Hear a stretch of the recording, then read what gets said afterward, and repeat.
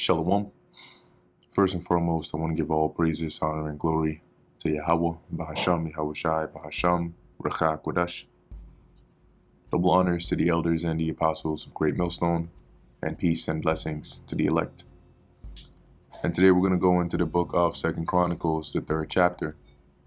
And as we saw in the 2nd chapter, right, King Solomon basically requesting of Hiram, right, the king of Tyre, for resources that he could then use to build the temple of the Lord, for which King David had already made some preparations ahead of time for him. Okay, so here we start to see the actual construction of the temple in 2 Chronicles Chapter 3, verse 1. Then Solomon began to build the house of the Lord Yahweh at Jerusalem in Mount Moriah, where the Lord Yahweh appeared unto David his father, in the place that David had prepared, in the threshing floor of Ornan the Jebusite. And he began to build in the 2nd day of the 2nd month, in the 4th year of his reign. Now these are the things wherein Solomon was instructed for the building of the house of God. The length by cubits after the first measure was 60 cubits, that's 60 cubits, and the breadth 20 cubits. And the porch that was in the front of the house, the length of it was according to the breadth of the house, 20 cubits, and the height was 120, and he overlaid it within with pure gold. And as we'll read, you'll see that pretty much everything that was constructed for the most part was overlaid with gold. And the greater house he sealed with fir tree, which he overlaid with fine gold, and set thereon palm trees and chains. And he garnished the house with precious stones for beauty, and the gold was gold of Parvaim. And we can look at where that's from. Parvaim. All right. It says here, Oriental regions, a region known for its gold outputs, perhaps Arabia. Okay, so basically there's no, at least today, pinpoint location for it. And so the best estimate here is a place that would likely be known for its gold. And here they have, for example, Arabia. Verse 3, he overlaid also the house, the beams, the posts, and the walls thereof, and the doors thereof with gold, and graved cherubims on the walls. Right, and the cherubims are like the design, well, in this case, the design of like the angels, right, with the wings and so on.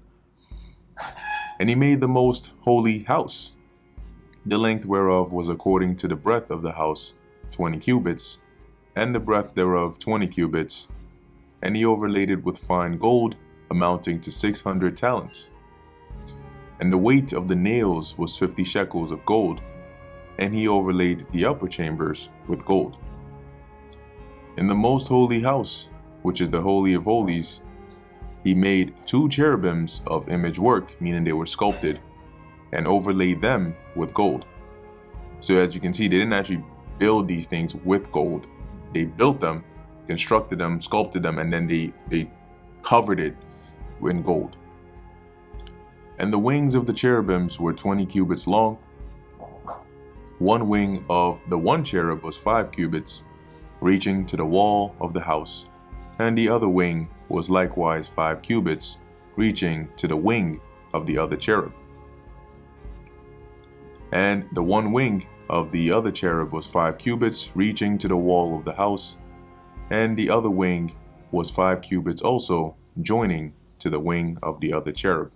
And like I said, we covered this in the book of Kings, where there's a bit more visuals, right, on these things. And you can also just look up, there are some people that have done their best to put together like a 3D model design of, based on the description we see here, what this building would have looked like.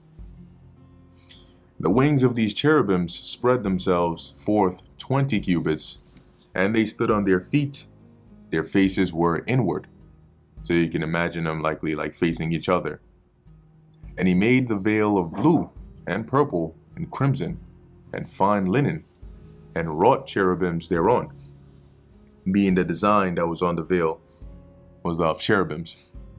Also he made before the house 2 pillars of 30 and 5 cubits high, and the chapiter that was on the top of each of them was 5 cubits. And a chapter looks something like this here. At the top of a pillar, that corner area, right, very top, you can see there's different designs for different buildings.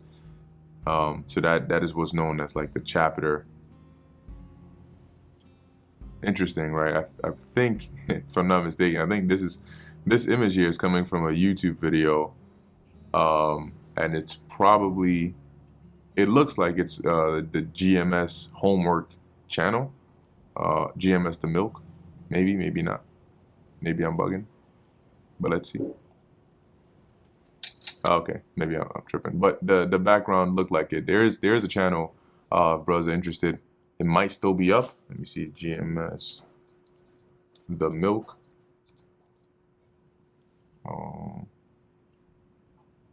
Or is it GMS homework? It's either GMS home. There we go, GMS homework. And you know, I found this channel years ago, but it has a lot of good quality stuff on here. You know, like you can go to the videos and there's a lot of like assignments. You know, if you have new members that join your camp, you can sort of have them like, okay, read this book, and then there's some good questions on here as well, you know, to sharpen brothers up. But very useful channel here. So I guess this isn't from there, but the design kind of looked similar. Anyway, you now know what a chapter looks like if you didn't before. So back in 2 Chronicles chapter 3, verse 16. And he made chains, as in the oracle, and put them on the heads of the pillars, and made 100 pomegranates, and put them on the chains. These pomegranates are not real pomegranates, that these are designs. And he reared up the pillars before the temple, on one on the right hand, and the other on the left. And he called the name of that on the right hand Jachin, and the name of that on the left Boaz. And as the end of 2 Chronicles, the 3rd chapter, as you can see, I believe this chapter and probably the next or so, you know, it's mainly just going into the description of the building, you know, so it's not much breaking down over there. That's why the length of those videos are fairly short and straight to the point, you know, but still relevant. So with that, Lord willing, this was edifying to the elect. In closing, I want to give all praises, honor, and glory to Yahweh, Bahasham, Yahweh Shai, Bahasham, Rachah Kodesh. Until next time, Shalom.